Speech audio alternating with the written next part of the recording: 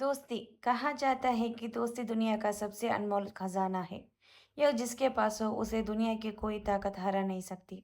दोस्ती भी प्यार की तरह ही होती है। अगर यह दिल से जुड़ी हो तो फिर इसे दुनिया की कोई चीज हरा नहीं सकती, ना ही खत्म कर सकती है। प्यार के बाद दोस्ती या प्यार से पहले दोस्ती आती है, यह तो एक अलग बात है। पर आप जिसको ज्यादा महत्व देते हैं वही ही पहले है। मैं तन्हा ऐसे ही मानता हूँ, बल्कि कोई भी रिश्ता वही ही पहले है जिसे आप महत्व देना चाहते हैं या देते हैं। पर मैं फिलहाल दोस्ती पर लिख रहा हूँ, तो बाकियों की कहानी फिर कभी। दोस्ती एक ऐसा रिश्ता है जिसे आप खुद बनाते हैं, खुद ही आगे बढ़ाते हैं, खुद ही मिटा भी देते हैं। अब दोस्ती जरूरी नहीं कि तभी पक्की हो जब आप हम उम्र हो। यह किसी से भी हो सकती है, कभी भी हो सकती है। यह कहानी भी ऐसे ही दो दोस्तों की है। तो पहले मैं दोनों के बारे में थोड़ा आपको बता देता हूँ। सुधीर, ना काम करने की टेंशन, ना काम करने की फिक्र। माँ बाप ने बहुत पैसा छोड़ रखा है। और सही बात यही है कि इन्हें काम करके कमाने खाने की थोड़ी कम आदत है और मेहनत भी नहीं होती। तो जो भी पैसा माँ बाप ने कमाया है उसे ही इस्तेमाल करके अपना जीवन हंसी खुशी निकाल रहा है। दूसरा रघु पढ़ा लिखा पर कोई नौकरी देने को तैयार नहीं। माँ बाप दोनों ही भगवान को प्यारे हो चुके हैं और जिंदगी से लड़ने के लिए छोड़ गए रघु को। इन दोनों की दोस्ती भी अजीब कहानी है। इन दोनों की दोस्ती रेड लाइट पर हुई थी। जब एक बार सुधीर अपनी कार से रात को ज्यादा पीकर रेड लाइट पर ही सो गया था, तब रघु ने उसे होश दिलाया, उठाया और उसी दिन से सुधीर जब भी उस लाइट से गुजरता रघु से मिलकर जाता था। ऐसी इनकी दोस्ती ना जाने कब जान से प्यारी हो गई, पता ही नहीं चला। अब आपके दिमाग में एक सवाल और होगा, ये रघु ज्यादातर रेड लाइट पर ही क्यों मिलता है? अरे भाई, यह भिखारी है जो और 4-5 लोग इनके साथ मिलकर यह काम करता है और अपना और अपने साथियों का पेट भरता है। एक दिन सुधीर ने रघु से कहा, यार रघु, मैं बहुत दिनों से एक बात कहना चाह रहा था, सोचा आज कह दूं। रघु, सुधीर, जानता हूँ तू क्या कहना चाहता है। यही ना कि मैं ये सब छोड़ दूं और तेरे साथ रहने लगूं। सुधीर, जब जानता है तो मेरे साथ क्यों नहीं रहता। रघु, यार मैं यहाँ खुश हूँ और मैंने बहुत दुनिया देखी है, और फिर इन सबको कौन देखेगा? इनको मेरे सिवा, और मेरा तेरे सिवा अब है कौन? सुधीर पहले भी ऐसी कई नाकाम कोशिशों कर चुका था, पर रघु यहाँ से जाने के लिए तैयार नहीं हुआ। फिर सुधीर ने इस बात को खत्म करते हुए कहा, अच्छा चल कोई बात नहीं, यह बात तेरी मान ली, पर तुझे भी आज मेरी एक बात माननी पड़ेगी। रघु, हाँ, इसके अलावा कोई भी बात मान लूंगा, तू एक बार बोल। सुधीर, मेरा मन है कि हम दोनों एक साथ पार्टी अटेंड करें, खूब नाचेंगे और पिएंगे। रघु, वैसे तो मैंने कभी पी नहीं, तुझे पता है, और यह डांस पार्टी वगैरह भी अच्छी नहीं लगती, पर तू कहता है तो तेरे साथ एक बार जरूर चलूंगा। पर कहते कहते रघु रुक गया। सुधीर भी समझ गया था कि रघु की यह किंतु परंतु पर क्या है। वो बहुत गरीब है और उसके पास ऐसे कपड़े भी नहीं है कि वो उसके साथ पार्टी में जा सके। सुधीर, यार अब पर के पर मत लगा, मुझे भी पता है कि तू क्या सोच रहा है। तू किसी बात की फिक्र मत कर, बाकी सब मुझ पर छोड़ दे। बस फिर क्या था, सुधीर रघु को अगली रात अपने साथ एकदम हीरो बनाकर कर ले गया और दोनों ने वहां खूब धमाल मचाया।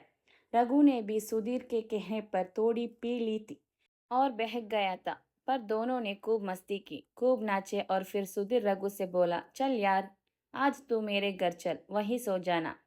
रघु, नहीं यार, आज मैंने तो बहुत खा पी लिया, पर ना जाने मेरे उन साथियों का क्या हुआ होगा। उन्हें आज भरपेट खाना भी मिला होगा या नहीं। मुझे अब चलना चाहिए। सुधीर के लाख समझाने के बाद भी रघु नहीं माना, तो सुधीर खुद ही उसे रेड लाइट पर छोड़ आया और जबरदस्ती उन सब के लिए खाना भी दे दिया। यहाँ रघु ने भी सुधीर की बात मान ली और सबको खाना बांट दिया। ऐसी ही कहानी आगे चलती रही और दोनों की दोस्ती गहरी होती गई। पर एक दिन सुधीर का एक आदमी रघु के पास आया और बोला कि सुधीर की तबीयत अचानक बहुत खराब हो गई है और वो आखिरी स्टेज पर है। उसकी दोनों किडनी खराब हो गई है ज्यादा शराब पीने से। रघु अस्पताल पहुंचा तो पता चला कि उसकी जान बचाई जा सकती है अगर किसी की किडनी उसकी किडनी से मिल जाए।